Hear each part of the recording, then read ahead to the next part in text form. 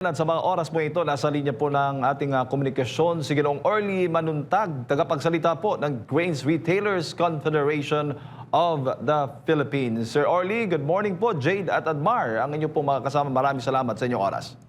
Ay magandang umaga po sa inyo, Sir Jade and Mar po, at sa inyo po lahat po ng tagapakinig. Opo, Sir Orly, gaano ba kalaki? Kumusta po yung ating mga retailers ngayon? Gaano ba kalaki ang epekto nitong sunod-sunod na oil price hike dulot nga nitong matinding crisis dyan po sa Middle East? Yes, sa ngayon nakikita namin ito, no, nasa 2 piso kada kilo yung pagtaas ng presyo dahil po dito sa fuel price po natin increase. So ngayon pong araw, tumaas na naman po, is kino-compute lang po namin. Sa tingin po namin, halos ganoon din po ang itataas po nito. Nasa mga 2 piso din po ang presyo po na panibagong increase ngayong araw po. Pero pagdating sa supply, sapat naman ho ba? Sa supply, wala akong nakikitang problema. Una-una, nag-harvest po tayo ngayon. So maganda din po ngayon ang presyo po ng palay. Sa katunayan po, nasa 30 pataas po ang presyo ng palay ngayon. At ang ating mga magsasaka po ay siyempre natutuwa po sila at maganda po ang kanilang kita. So wala po tayong nakikitang problema po sa supply. Ganon din naman po ang imported. Ito po yung mapag-uusapan nga po sa March 23, yung panibago po na pagbibigay po ng panibagong allocation sa importation para po sa darating po na Mayo. Dahil ngayon pong March, April po ay maliit lang po ang allocation dahil nga po nag-harvest po tayo.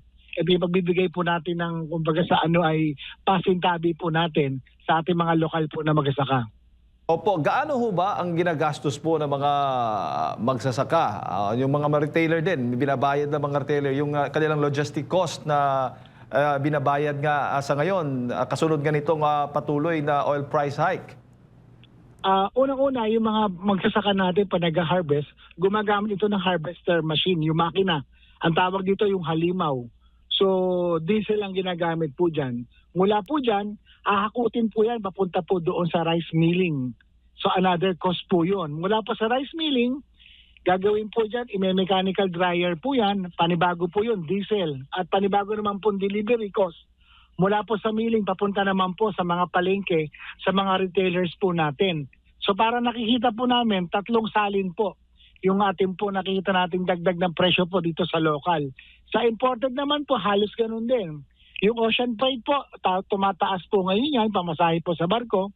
Mula naman po sa pantalan, papunta naman po sa bodega ng mga importer, another cost po yan. At mula dyan, papunta naman po sa mga retailers po natin. So ito po yung sinasabi po namin computation na aabot po tayo sa 2 piso po kada kilo. Ngayon po tumaas po yung presyo po ng ating pong fuel.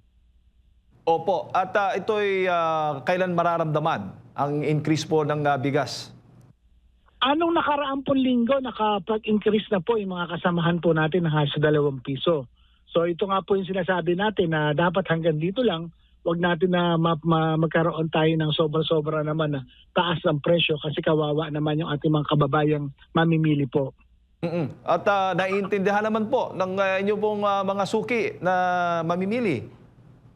Siyempre po, kami naman po ang ito po amin pong social responsibility sa ating po mga kababayan na maibenta po talaga ng reasonable at maipaliwanag po sa kanila ano po yung nangyayari po sa presyo po ng bigas po natin sa kasalukuyan po. May mga rice retailers na ho ba ngayon may mga ilan ho ba na hindi nagpapatuloy dahil po sa mataas na operating cost po nila? May mga ilan, pero ito naman po ay napakabihira. Kasi ngayon po ay maganda ho magbenta. Nararamdaman po namin, mabenta naman po sa bawat palengke. Yun po yung aming pong report na naririnig po sa mga kasamahan nating retailers. Lalo na po sa GRECON po, sa Grains Retailers Confederation po, mga members po namin. So tuwan-tuwa po sila kasi nagkakabilihan po ngayon. Opo, pagdating naman po sa sa transportasyon, ano po ba yung bahagi po ng supply chain po natin ng bigas ang pinaka-apektado nitong oil price hike? Una po yung sabi sa distribution po, kagaya po niyan, yung simpleng retailer, pipikat pa po sa halimbawa po sa Bulacan, pinakamalapit po. So another cost po yan. Mula po sa Manila, papuntang Bulacan, 55 kilometers po. Balikan, 110. So another cost po yan. Yung mga nag-distribute naman po sa mga institution natin, mga source supply, mga food chain, lahat, everything, corporate, yan po yung mga apektado kasi gumagamit din po sila ng truck. Siyempre sir, hindi naman to tayo makakapag-deliver without the use po talaga ng truck at gagamit po talaga ng fuel. So yun po yung mga affected po talaga po natin. Hindi tayo makaiwas eh. Even po magsasaka, pag nag-harvest po sila, minsan po pag wala po silang tubig, nagtapang po sila ng kanilang tubig po doon pag kinakapos po, gumagamit din po sila ng diesel po sa pumping po para magkaroon din po ng tubig. Opo, pero so far naman, wala kayong naririnig na balitang may hoarding, parang ganon po, at yung pag-iimbak ng supply ng mga retailers? Wala naman po. Una-una, sir, yung mga retailers natin ay hindi naman kaya mag-imbak ng magkarami-rami niyan. Usually, pinakamalaki lang sa bodega niya, nasa mga 500 hanggang 1,000 bigas. The usual po ng mga retailers, 50 to 100 sacks lang po ang stocks po niya. Pag naubos po yan, bibiyahe po uli yan. So wala akong nakikita po sa mga retailers po natin na ganito po. Siguro nandiyan naman po ang Department of Agriculture, kasama naman po sa mga nagmamonitor at tumutulong para po magkaroon ng kaayusan at makita po talaga natin na madagdagan po ang sales channel po natin. Kasi the more na marami po tayong sales channel, halimbawa po yung kadiwa ng Pangulo, kung mapag-uusapan, mapapalawig po yan, nakahanda po rin ng Greco ng mga retailers po natin para po makatulong din po sa programa po ng gobyerno. Siyempre po, sa PRISM po, ang PRISM po kasi is to supply, pinagsama po ng lahat po natin ng mga rice stakeholders po sa buong Pilipinas po. Nakikita ho ba ninyo, Sir Orly, na solusyon o dagdag pasanin sa para sa mga nagtitinda, yung mungkahing magpatupad muli ng price ceiling o suggested retail price? Sa ngayon, ang take namin dito, pabor kami dito kasi para maiwasan yung pagkasamantala. Ito naman ay patungkol sa mga imported. Yun lang, dapat po talaga mapag-usapan po ito ng maayos kasi po kailangan matap po natin nasaan po ba ang mga importers natin, nasaan po ba yung mga retailers natin. Kasi nga po, nabanggit ko kanina, meron naman po tayong mga retailers, mga importers sa Maynila. Bakit kailangan pa natin magbiyahe papunta po ng Bulacan? So isa po sa mga dapat itong itap, mapag-ayos natin para po magkaroon ng mas practical at economical po, madagdagan, mabawasan po ang ating logistic cost, dahil nga po kung bakit ka mabibiyahe ng malayo kung meron naman po dito sa Maynila, di po ba? So isa ito sa mga dapat po na agaran na madesisyonan po siguro ng DA para maiayos po yung allocation po natin sa mga importers po natin. Kakayanin ho ba ng mga retailer kung sakali mang ibaba ng DA yung maximum suggested retail price sa mga imported na bigas? Sa tingin ko po kakayanin dahil naman po mababa naman po ang presyo ngayon sa world market. Sa totoo lang po, hindi ho nagtaas ang presyo sa world market. Sila po ay nag-harvest din po ngayon. So ito po itong isang magandang balita, hindi tumaas ang presyo sa world market. Ang tumaas lang po talaga ay yung fuel. So ito po ang talaga ng dapat mapag-usapan po talaga, magkaroon talaga po ng magandang strategy nang sa ganon hindi po mag-suffer at kayanin po yung 50 pesos na price cap. Sa nakikita po namin, kaya po yung price cap po na 50 pesos. Kung ito po yung iba tutupad at susuportahan po namin ito. Yung nga lang po, kailangan mapag-usapan po ito, ma-strengthen natin, talaga po kinakailangan dito, tulungan po ito eh. Hindi po ito po pwede isa lang dapat ang gumagalaw. Andyan po ang gobyerno, nandyan po ang importers natin, andyan dito naman po ang ating mga retailers po. Opo, pero so far naman walang kayong naririnig na nang-aabuso, nagpapatong ng malaki sa presyo mula sa, alam mo na, mula sa importer hanggang sa wholesaler? Sa ngayon, wala naman po. Kaya nga po, dapat po ma-actionan ito ng maaga nang hindi na po magkaroon ng pagkakataon na magkaroon po ng spekulasyon.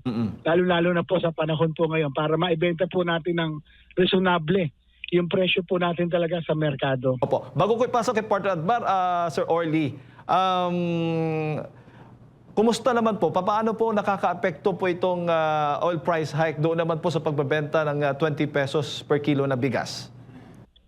Sa tingin ko ngayon po, dahil hindi naman po siyempre pangkalahatan yung 20 pesos. At mas marami pa rin po talagang binibili mga mamimili po natin, yung mga imported po at mga commercial po natin. Bagamat ito ay malaking tulong doon po sa mga kababayan po natin talaga na siyempre po kung may 100 piso ka, meron ka ng 5 kilo, malaking tulong po ito sa kanila. Nakikita ko ito, hindi ito malaking epekto, pero malaking tulong sa kababayan po natin. Ang maganda po siguro rito, mapaigting po ito, lalo na ho ngayon kung tumataas po ang presyo po ng bigas, lalo na po ang commercial dahil tumataas naman po ang presyo ng palay. Siguro po nandito rin po kami mga retailers para makatulong po sa gobyerno na maparami po natin ito. Opo, Ginong Orly, si Admar po ito, magandang umaga po. No, gusto ko lang pong linawin, yung supply po ng bigas natin ay sobra-sobra po or sasapat lang? Sa tingin ko po ngayon, no, parang halos sapat po ito. Kasi po yung harvest po natin, papunta pa lang po tayo sa peak season. March, ano pa lang po natin ngayon, March 17 po. So ang peak po nito, ito katapusan po ng March hanggang pong April. So ito po siguro makikita po natin after po ng harvest, kung gaano karami po yung maahaani po natin at hanggang saan po ito tatagal.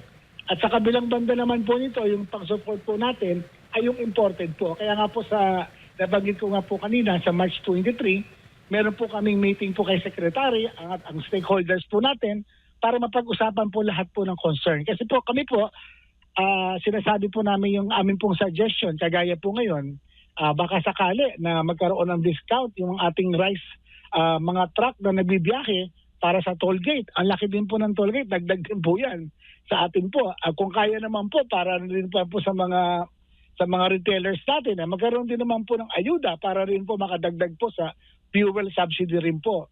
So yun po yung nakikita ko. Sa supply side po, wala po ako nakikitang problema po. Opo, so walang problema sa supply, sapat lang considering panahon ng anihan, medyo maganda naman yung panahon natin itong mga nakalipas na buwan. Ang problema lang is mahal. Pero nakikita nyo po ba kung maraming supply, posibleng hindi ganoon kalaki ang magiging epekto po ng pagtaas ng presyo ng petrolyo, lalo na kung pag-uusapan yung law of supply and demand po, Ginong Orly? Siyempre po, ito nga po, nakatali po tayo sa world market po ng fuel. Kung dadami po ang supply nila at bababa po, hindi magtataas ng tuloy-tuloy, makakababa po ito sa presyo po ng bigas. Ganon din naman po sa bigas po natin, lalo na po ngayon, napakaganda po ng presyo ng palay, natutuwa po ang ating mga magsasaka. Yun lang po, ang sa kabilang dulo po nito, magkano magiging presyo po nito sa merkado kung nasa 30 na po ang presyo ng palay. So ito po yung mga dapat mapag-usapan. Magkano po ba yung dapat at sapat at matutuwa ang ating magsasaka nang hindi naman nagsasaper yung ating sambayan ng Pilipino. Siyempre po, alam po natin yung hirap na magsasaka, pero siyempre dapat natin mabalanse din yung buong kababayan po natin sa buong Pilipinas po. Dapat ito po yung makuha nilang tamang presyo na hindi po sila magsakripisyo po. Opo, dito naman po sa usaping smuggling po, maaari bang mamayagpag sila or samantalihin nila itong ganito pong sitwasyon magpuslit? Kasi nga inaasahan yung pagtaas nga or tumaas na nga itong presyo po ng bigas, Ginong Orly. Siguro hindi ko nakikita sa ngayon kung ikaw ay mag-i-smuggle ng bigas dahil una-una mababa naman po ang taripa, 15% po. Galing po ito sa 35% noong 2024. Kung ito naman po ay regarding po sa taas ng diesel o fuel para ikaw ay mag-smuggling, tingin ko hindi ito practical para po gawin to ng mga ng mga ganito klase po aktibidad po. Opo. And sa mga ganito pong sitwasyon, sir, kasi di natin alam kung hanggang kailan matatapos po yung gulo or gaano baka tindi pa sa hinaharap ang ganap dyan sa gitnang gitang silangan. Dyan po naman sa usapin ng supply natin sa hinaharap, wala tayong nakikita ngayon dahil sabi nyo nga, peak season po ngayon, panahon na ng anihan. After po ba nito, halimbawa dito po sa pag-aangkat natin, may nakikita ba kayo na maaring problema sa supply or mananatili pa rin yan, mahal lang talaga ang mga imported? Ito nga po yung maganda po dito dahil nga po sa March 23, ito po yung number 1 po namin topic dahil after po ng March and April, tapos na po ang local harvest. Ang pag-uusapan po dito yung May, June, July, ito naman po yung peak naman po ng linman season natin sa second quarter po natin. Dito po mapag-uusapan po kung gaano karami po ba dapat ang import natin para po masabi natin tayo ay may food security at para po makita din po natin na maging balanse po yung presyo po ng bigas po natin sa buong Pilipinas po. Ito po yung number 1 po na pag-uusapan po. So ito po yung nakikita po namin na napaka-immediate at decisive po para malaman po at masabi namin ito ba yung pangangailangan ng Pilipinas sa buong, actually po sir, sa katotohanan po, ang pangangailangan po natin sa isang buwan po ay 1.1 million metric tons of rice. So ganoon po kalakas kumonsumo yung ating mga kababayan po. So kung mag-harvest po tayo ngayon ng March at April, gaano po ba ito karami? Plus ilan po ba ang dapat nating ma-import? Itong papasok po ang May, June, July dahil wala po tayo ritong harvest season. Opo, siguro huli na lang sa aking part po, Ginoong Orly, baka may maipapayo kayo sa mga mamimili. Paano ba sila kasi hindi lang naman po retailer din. Kumbaga lahat po ay apektado nga nitong pagtaas sa presyo po ng mga produktong petrolyo. Ano ba may papayo nyo po sa mga mamimili? Mas practical ba? Mas makatitipid ba sila kung tingi-tingi by kilo pa rin yung kanilang bibilhin o by sako o kung ano ba ang magandang diskarte po para makatipid po sila sa mga panahong ito? Mas prefer ba na wag lang bumili doon sa mga kapitbahay sa barangay na nagbebenta ng bigas? Mas okay ba na diretso na lang mismo talaga sa retailer? Maramihan ang bilhin para mas makatipid ng husto, Ginoong Orly? Sa tingin ko po, ito po yung nakikita po namin dito. No? Huwag po tayo magpanik sa mga kababayan po natin. Kung ano po yung the usual po na binibili po nila ng mga nakaraan po mga buwan o linggo, ganito rin po karami ang bilhin po natin. Kasi kung mapapanik po tayo, magkakaroon po ito ng disruption po sa supply. So lalo po magkakaroon tayo ng problema, baka po may magkaroon ng spekulasyon dyan, may mag-speculate at itaas po ang presyo, kawawa naman po yung mga mamimili po natin. Opo. So wag po tayo magpanik, bumili lang po tayo ng tama, ayon po doon sa inyong pangangailangan. Kung magsobra man kayo, yung tamang-tama lang din po. Para po ang epekto nito sa pangkalahatan po, ay maging maayos po, moderate lang po yung ating bentahan po sa bigas. Opo. Ka-Orly, okay lang kung may mga nagkaragdagang katanungan pa sa inyo? Okay po. Opo, Okay po. Go ahead po. Kung sakali man na bibigyan kayo ng yung mga retailers ng ayuda, possible ba 'yon para hindi tataas muli yung presyo ng bigas? Siguro po ito yung maganda na mapag-usapan nga po ng Department of Agriculture. Ano po ba yung klaseng ayuda? Kasi pwede naman po in the form of money, in the form po ba yan ng supply, in the form po ba yan ng mga yung kagaya po yan kung mabibigyan po tayo ng pagkakataon no, na mabawasan po ba yung toll gate natin. Marami pong kami po ay nakahanda at makipagtulungan. Siyempre po anuman tulong may mapagkakaloob po ng gobyerno po sa mga retailers po, lalo na po sa mga Grecon natin. Malaking tulong po yan para po ma-translate naman po natin na hindi naman po tumaas ang presyo at maibenta po natin ng reasonable yung presyo po natin talaga ng bigas sa bawat merkado po. At sang-ayon din ho ba kayo doon sa panukalang dapat suspendihin na itong excise tax sa mga produktong petrolyo? Sa ngayon po, siguro po nararapat ito at wasto lamang para po makabawas po sa presyo po natin sa bigas. Opo. Siguro huling mensahe na lamang po ninyo para sa lahat ng ating mga kababayan sa ating pamahalaan. Nasa inyo po ang oras sa Ka-Orly. Ayun, maraming salamat po. Una po sa inyo sir sa oras na pinagkaloob po ninyo sa amin. At doon po sa mga kababayan po natin, huwag po tayong magpanik. Wala po tayong shortage po sa bigas. Bumili lang po tayo ng ayon po sa ating pangangailangan po. At sa mga kasamahan po namin sa rice industry, ito po yung tamang panahon para magkatulungan po tayo. Yung supply and value chain, ang mga magsasaka, ang mga rice millers, ang mga importers, wholesalers at retailers, ito po yung panahon na magkaroon po talaga po tayo ng mahigpit po na pagkakaisa komunikasyon at nandiyan naman po ang Department of Agriculture.